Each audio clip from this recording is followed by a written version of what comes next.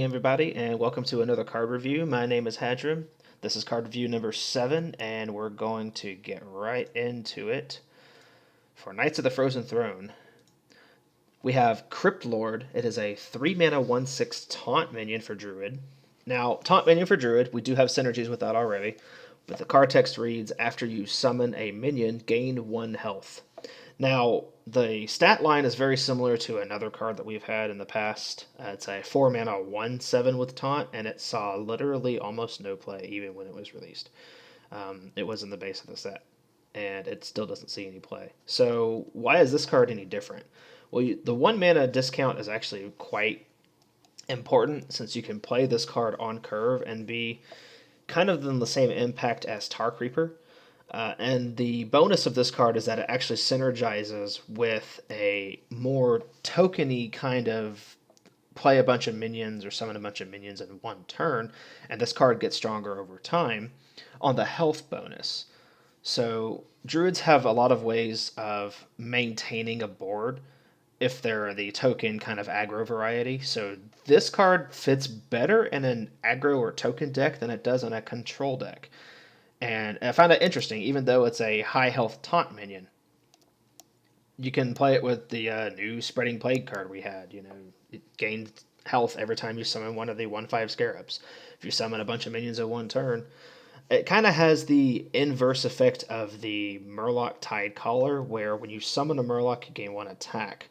So when you play this minion in combination with other minions that summon things like, I don't know, Hadronox that just came out, if this is the first minion that comes up from Hadronox, which it will because it has taunt, it will actually gain health for every other minion that gets summoned with Hadronox. Very similar to how Finja works. When Finja pulls out Murloc Tidecaller first, the Murloc Tidecaller will actually gain attack when the second Murloc pops onto the board. So in that regard, if you're able to summon a bunch of minions in one turn, or if you have minions that can summon other minions in one turn, or if you play just an aggressive style of Druid deck, this might actually be an okay card.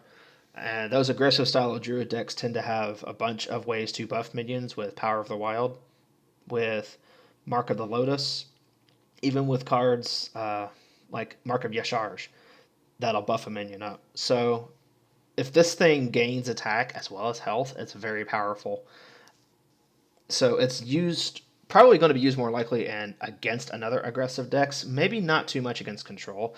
1 attack stat line is very weak, but it can get stronger over time, and it can potentially be a minion that your opponent will never be able to kill off, depending on how much health you give it. So it could actually be a quite impactful card.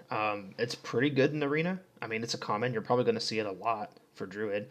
It's not very impactful unless you get its attack buff. So having 1 attack on a taunt minion is not too strong, but it's okay.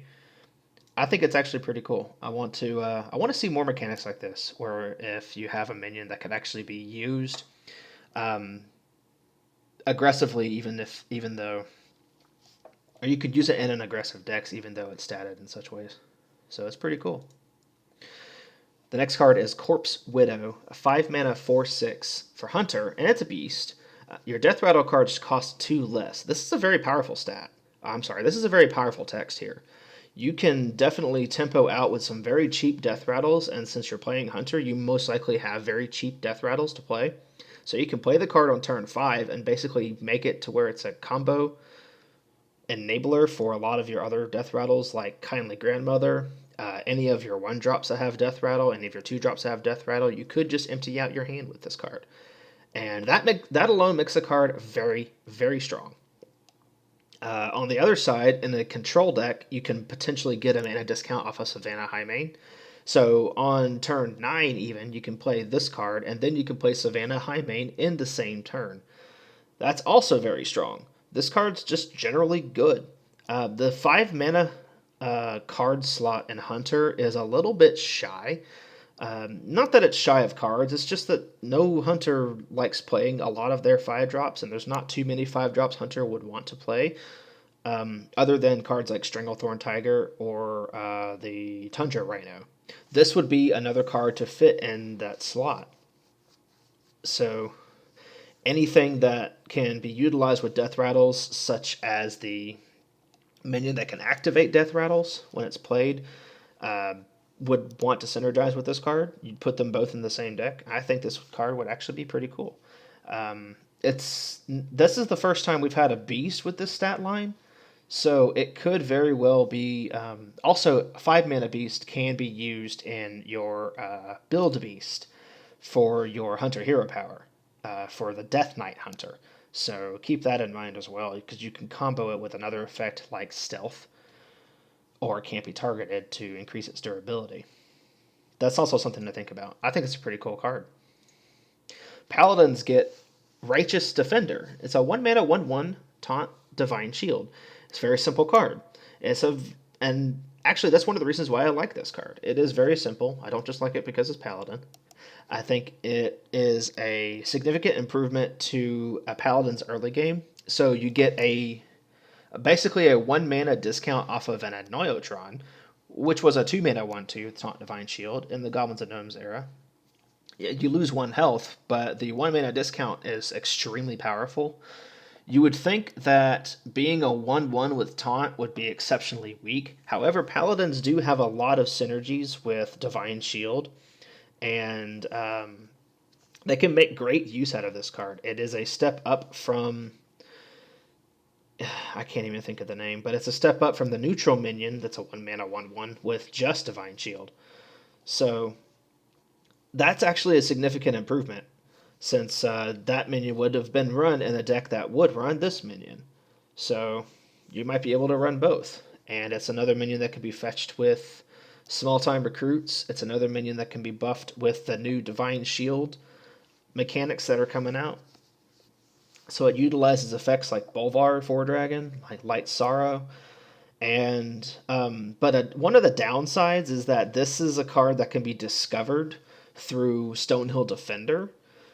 And that may be a downside, that may not be a downside. Maybe sometimes you want to tempo out on turn 4 with this card as a 1 mana Divine Shield taunt minion. If you play Stonehill Defender, this is one of the cards that's going to come up very often since it's a Paladin card. But sometimes that might be pretty good. It's just a generally good card. I like it. I hope it sees a good deal of play, too.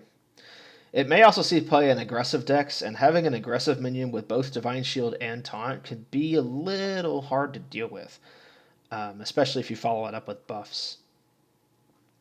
But it's actually a pretty good anti-control card, too. Like I said, cards that have multiple uses in that way I generally like the best. Devour Mind. So this is a upgrade to Thoughtsteal, and both the card mana cost, text, and the name. Copy 3 cards in your opponent's deck and add them to your hand. So this is kind of similar to the Priest Legendary we just got, except we don't exactly like shuffling cards into our deck that we can't draw right away or we can't play. So if Thoughtsteal is kind of like the Priest version of Arcane Intellect that mages have for draw 2, this is kind of like Kabbalah's Tome. So how comparable do we have for this card in Kabbalah's Tome? If Kabbalah's Tome gives you 3 random spells from your class, mage spells, this card takes 3 random cards from your opponent's deck. It is exceptionally slow, and taking 3 cards by turn 5 in a Priest is definitely something that may not work out. The problem is that you're going to have a handful of cards. This card definitely wants to be run in a slow Priest deck. So in a slow Priest deck that's not playing out its control spells early, and a control matchup, this card may, in fact, be a dead card in your hand. It probably would only be a one of in those types of decks. You don't really want to keep stealing your opponent's stuff. You want to be a little bit proactive with your own combos. But in the thought that you can actually use this card to gain some card advantage over your opponent, it's pretty good. But like I said, it would probably be used in those decks that are a lot slower, in those games that are a lot slower. because drawing 3 cards with 5 mana, if you've already got a lot of cards in your hand, it's just going to be a very long game. So, but it's a very good value generation card. It's just a step up from Thoughtsteel with 2 extra mana, which is about fair for its cost.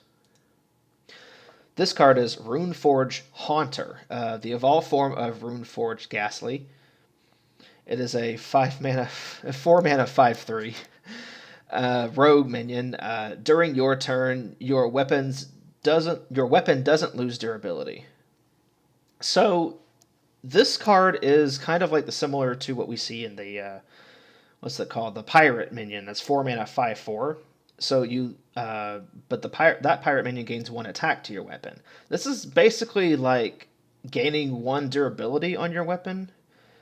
So, it's almost like Captain Greenskin in the way, where you're gaining a durability on your weapon for a minion.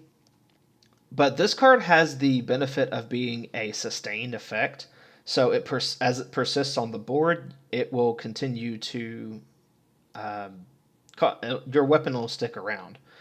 So this will definitely be used in those types of decks that rely on weapon value, that rely on maybe new cards like Leeching Poison, the new weapon that causes your hero to be immune when it's played. So it adds a charge to your weapon when you play it, and then it keeps the charges as long as it's on the board.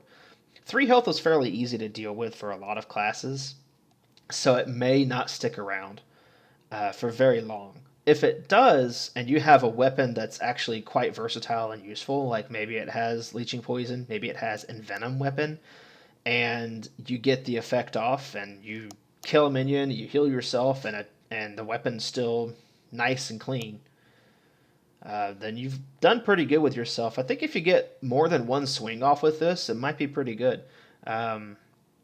You saved yourself a hero power in the worst case, so you don't have to re-hero power every turn. That might actually be pretty good in certain situations, but generally it's just going to be kind of whatever. You really want to play this card with some very strong weapons that you don't mind losing. If Rogue somehow got access to a Doomhammer, sure, yes. But Rogues can steal cards from other classes, and those cards can include weapons. It's not reliable, but it can be used, so it could actually be impactful in certain situations. But generally, I don't think it's really all that great. So we have some more neutrals that are coming out for this review. Mindbreaker is a 3 mana 2/5. 3 mana 2/5 stat lines generally above average. All right. The ability on this card is your hero powers, all hero powers are disabled. So all hero powers from everybody. Now, why didn't we get something like this in the Grand Tournament? Why didn't we get this in the Grand Tournament? We got a battle cry that increased the cost by 5 instead. Maybe this card would have just been too powerful because it's too expensive, or too heavily statted. I don't understand. But it's the kind of thing where it does kind of counter these new heroes that come out. So having this kind of a neutral counter to the Death Knight hero powers may be important, but generally speaking, as deck building gets more and more complicated with all these cards that are released, you probably might see some marginal play of certain cards get removed for cards that are more consistent for a specific strategy. This is probably like the middle of the pack as far as being unplayable versus having some very specific situational use that may come up only in specific portions, but any other part of the game is just kind of not going to do it. So I think it's bad. It may be good in Arena, since this does have hero powers do have some influence, especially towards the mid to late game. So it might have some, especially if it's countering something like a priest or a rogue hero power. It's potentially pretty good in Arena. But in Constructed, it's probably not good enough. The next card is Phantom Freebooter. It's a 4 mana 3/3. Now, you see the pirate tag, and you kind of just freak out a little bit. Don't worry, it's just fine. Battlecry, gain stats equal to your weapons. Now, this Battlecry is not as impressive as you might think it would be. Yeah, sure, if you have a Fiery War Axe, it's potentially a 4 mana 6/5. And when that happens, it's pretty good. But I think that for the most part, it's actually only going to gain 1 health. And a 4 mana minion with only 4 health, that's just a stat body, is. Let's see. Is there a card that I can compare that with? Yeah, it's the Greaser from Mean Streets of Gadgetzan, which is a 4 mana 6/3. That's literally what it is. It's only 1 health more than that, and that's not significant enough for it to see play. Now, if this card, now theoretically, if this card was to be buffed before it's played, like, I don't know, in a hand buff deck, a lot of the hand buff decks, which are Paladin, Warrior, and Hunter, they all run weapons of some sort, right? So that can be used in those decks. So we might actually have some hidden hand buff synergy here, despite it being a pirate and despite it being weapon synergy in the text. Now, this kind of wants to be played with weapons that have more durability than attack, I believe, because you want the minion to stick, because it's a fairly high mana cost for a fairly slow effect. It's just like the 2 mana version of the card, the 2 mana pirate, which just gains the attack equal to your weapons. For 2 extra mana, you also gain the health. But depending on how strong that health gain is it worth 2 mana to play the card? Cards like Sword of Justice, cards like Light's Justice, cards like Light's Sorrow, those are weapons that kind of influence this a little bit more, but a lot of those weapons are very unimpactful in the mid to late game. Like Brass Knuckles, Piranha Launcher, Doomhammer, if you happen to be playing a Doomhammer Pirate Shaman, which I'll tell you right now, no one's going to be playing that. They'll be playing Murlocs instead, and I'll explain why in my next video. But we will be looking at this card as probably not playable in Constructed. Maybe it might have some fit in Pirate decks once Patches rotates out. Because as long as Patches is in the deck, there's some more of the aggressive lineup of trying to bring out some early game tempo and trying to follow that up with by snowballing your opponent. This card doesn't exactly do that. However, it does have a potential to be that 4 mana 7/7 kind of minion with a weapon equipped. So, but there's no like 3/3 weapons that exist below the 3 mana slot. So you might not see that. The best thing it's going to get is a 7/6 when it's played on curve, and it's not likely to stick around very long in those types of decks. But it is an interesting card. I think it's worth a little bit of merit, but I don't think it's worth all the hype as of that. Plus, it is a 4 mana pirate. It just gets Galaka Crawlered, and you're sad. 5 mana 3/3. This is a Corpse Raiser. Battlecry, give a friendly minion Death Rattle, resummon this minion. So what they did is they put a spell onto a minion. The spell is Ancestral Spirit. Ancestral Spirit is a 2 mana Shaman spell, which has the same effect. Give a friendly minion Death Rattle to resummon the minion. So before I evaluate this card, let's just talk about the resummoning effects. So we have cards like Redemption that exist, and then we have cards that will resummon minions after they die. Generally, when you play minions that are like that, they're a little bit slower. You're not necessarily playing minions aggressively in order for you to put something in your deck that will allow you to resummon minions, the same minion. So generally, those cards are slower. Now, when those cards are slower, they're more expensive, generally. So when you're playing cards like Ancestral Spirit, you really want to be using a big minion to Ancestral, like Alakir, something like, maybe even something like Ysera. I'm not talking about just the 8, 7, 9 drops. Maybe something like, I mean, even Earth Elemental is good to Ancestral Spirit. White Eyes any kind of Jade card even. You might even want to resurrect something that may or may not have immediate impact on the board, but has impact greater on, like Mana Tide Totem. So playing a 2 mana spell that can resurrect a minion on a death rattle is much better than playing a 5 mana minion that does the same thing. Now, getting a 3/3 body is okay. So they're putting a 3 mana 3/3 with a 2 mana spell. So yeah, it's going to cost 5 mana when you do that. So it kind of prohibits a lot more of the combo, like very fast plays to make. However, there are some classes that probably will take advantage of a Death Rattle resummon much better than Shaman would on certain minions.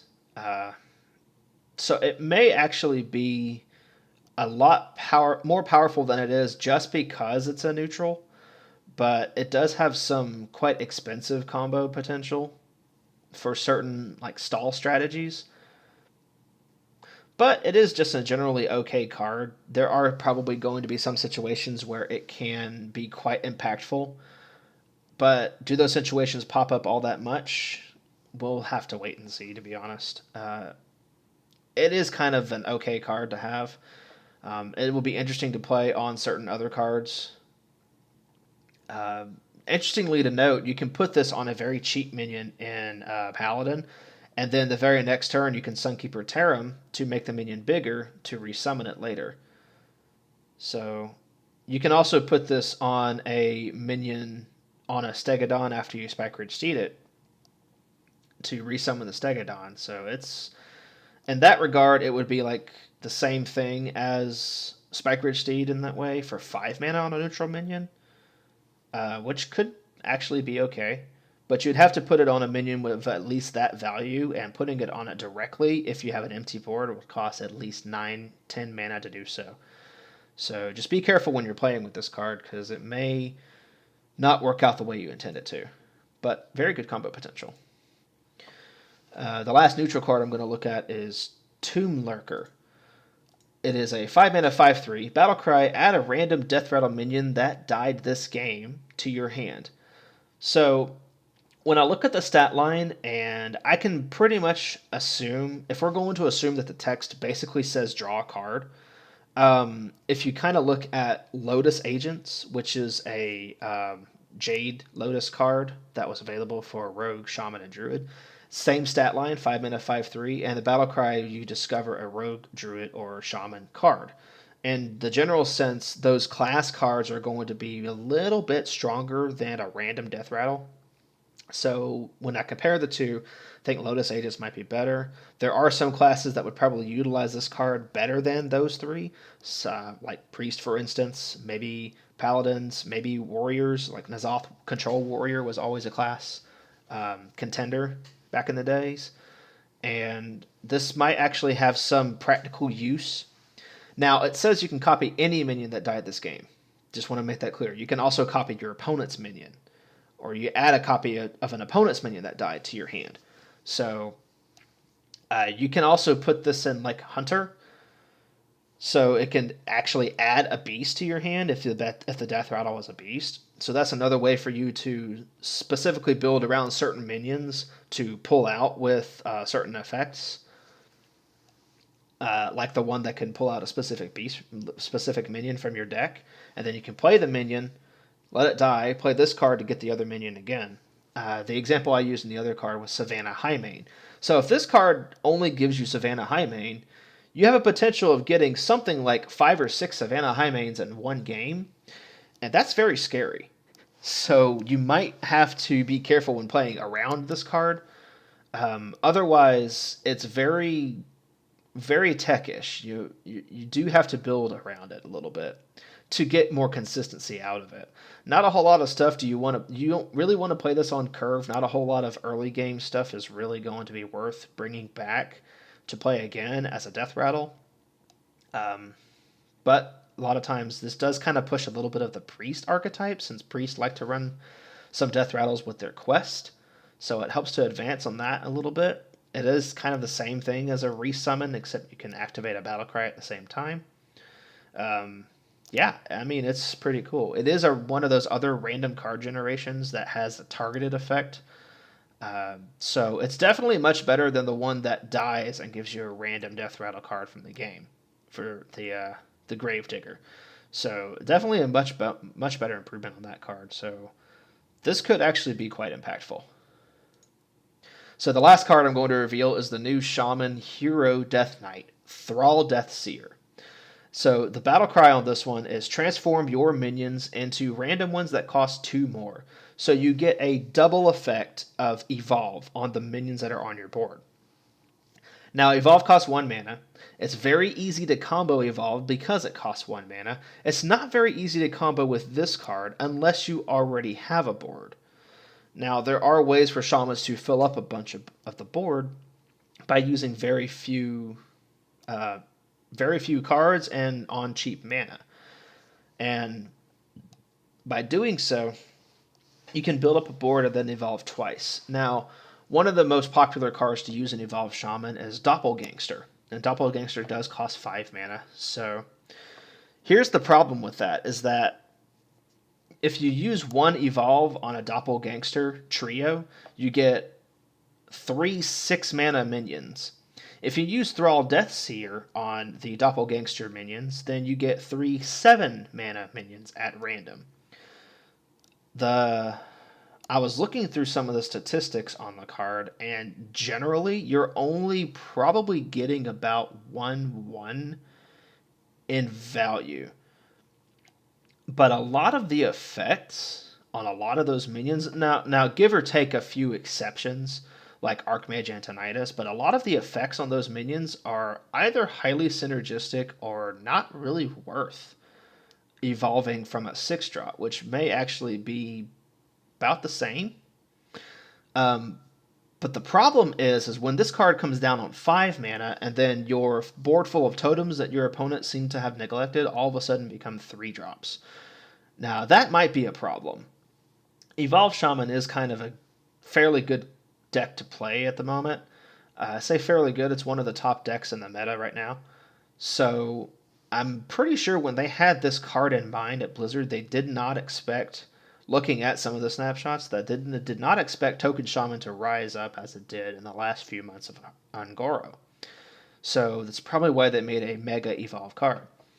So, and I'm harping on this card a lot. Let's take a look at the hero power also. Transmute Spirit. So Transmute Spirit has the effect to transform a friendly minion into a random one that costs 1 more. Now, this is basically a targeted evolve by 1.